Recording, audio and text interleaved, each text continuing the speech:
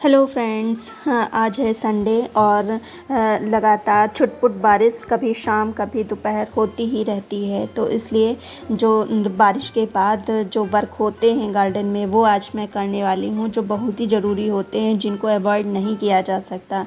वही मैं आज आपके साथ शेयर करने वाली हूँ। उसके पहले देखिए मेरे गार्डन में क्या चल रहा है, कौन कौन से फ्लावर खिले हैं, कौन कौन से फेड हो चुके हैं।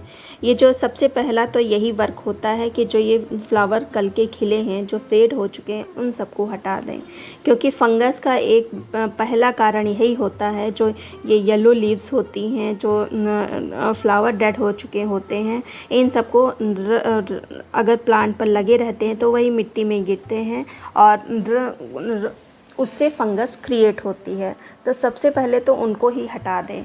फिर देखिए सावनी का मैंने पॉट चेंज कर दिया, क्योंकि ये पहले छोटे पॉट में लगा था तो उससे ग्रोथ नहीं अच्छी हो रही थी, फ्लावरिंग तो हो रही थी। फिर देखिए ये मॉस रोज़ आप ही के सामने मैंने इसकी पूरी कटिंग करी थी, क्योंकि ये बरसात में डेड हो रहा था तो इसको मैंने पूरा काटा था। अब देखिए छुटपुट फ्लावरिंग स्टार्ट हो गई है और इधर पर्सलेन पर ठीक ठाक फ्लावरिंग चल रही है, उस हिसाब से नहीं हो रही है लेकिन ठीक ठाक चल रही है।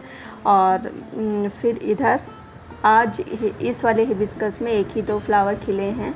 और इधर देखिए अलमांडा में बिल्कुल अब तो ग्रीन लीव्स आने स्टार्ट हो गई हैं और जो येलो लीव्स थी वो सब झड़ चुकी हैं। देखिए फ्रेश प्लांट लग रहा है एकदम, और फ्लावरिंग भी बड्स आ रही हैं।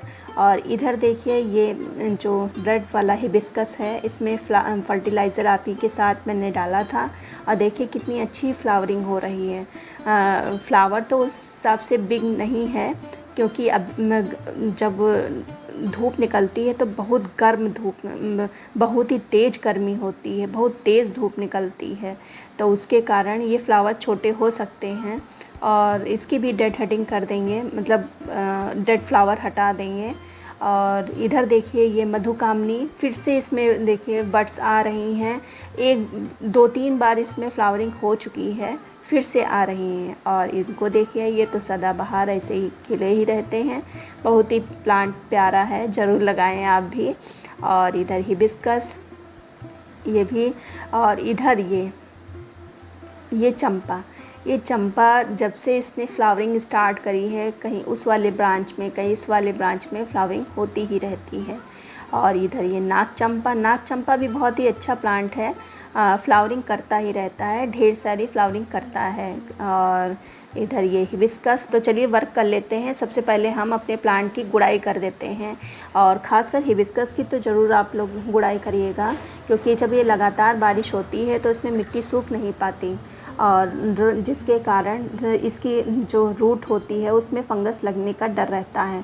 तो आप अपने हिबिस्कस में तो ज़रूर ही अच्छे से गुड़ाई करिएगा, जिससे कि नीचे की मिट्टी ऊपर आएगी और उसमें धूप लगेगी, और जो कीड़े मकोड़े अक्सर बारिश जब होती है तो मिट्टी में घुस जाते हैं तो वो बाहर निकलेंगे, जो रूट्स को बहुत ही ज़्यादा डैमेज करते हैं। इसलिए आप हर प्लांट की अच्छे से गुड़ाई ज़्यादा गहराई में मत करिएगा, क्योंकि रूट कटने का डर रहता है। 1-2 इंच तक ऊपर की लेयर कट करते हैं। इसके कई फ़ायदे हैं। सबसे पहला तो मैंने आपको बताया ही कि कीड़े मकोड़े बाहर निकलते हैं, धूप लगती है।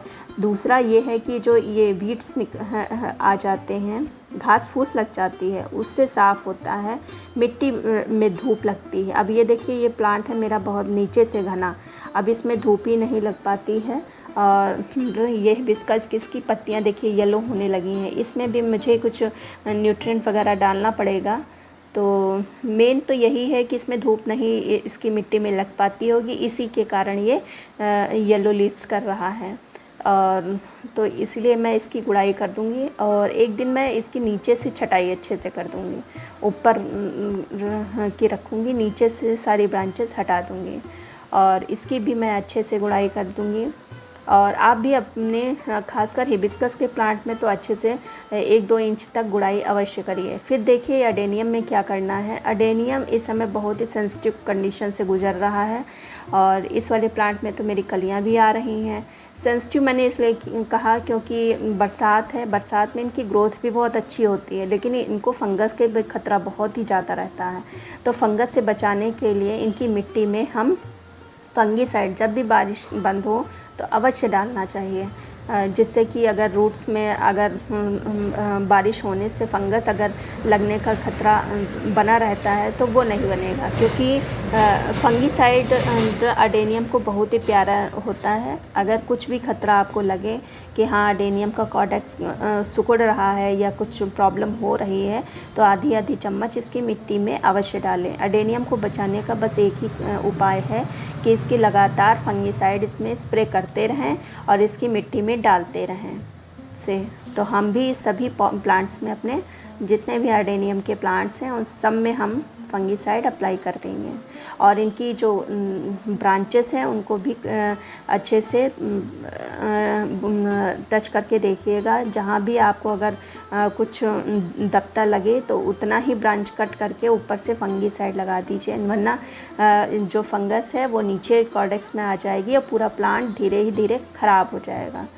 और फिर देखिए तीसरा जो मैं काम करूँगी वो है ये पानी मैंने लिया है लगभग 2 लीटर पानी में मैंने ये मिलाया है एप्सम साल्ट। एप्सम साल्ट मिला के अच्छे से हम प्लांटों पर स्प्रे कर देंगे। स्प्रे इसलिए करेंगे क्योंकि इस समय मिट्टी है गीली, तो मिट्टी में तो हम नहीं डाल सकते हैं, लेकिन जो पत्तियां हैं पौधों की पत्तियों पर हम स्प्रे करेंगे। और जो पौधे हैं अपनी पत्तियों से ही अपना भोजन बनाते हैं, तो वो पत्तियों से ही इसको अवशोषित कर लेंगे।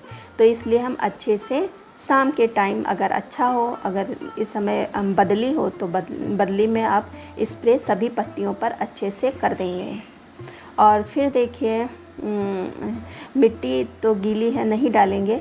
और फिर सभी इस पर अच्छे से स्प्रे कर दिया है। इस वाले प्लांट पे भी करना ज़रूरी है जिस पे येलो लीव्स हो रही हैं, अच्छे से स्प्रे कर देंगे। और फिर इसके बाद ये देखिए, ये जो अगर मिट्टी गीली है तो आप ऐसे मतलब ऊपर से एप्सम साल्ट डाल भी सकते हैं और मिट्टी में अच्छे से मिक्स कर देंगे। फिर देखिए ये देखिए 2 टमाटर के प्लांट मेरे किचन कंपोस्ट से निकल आए थे, तो उनको मैंने इसमें शिफ्ट कर दिया है।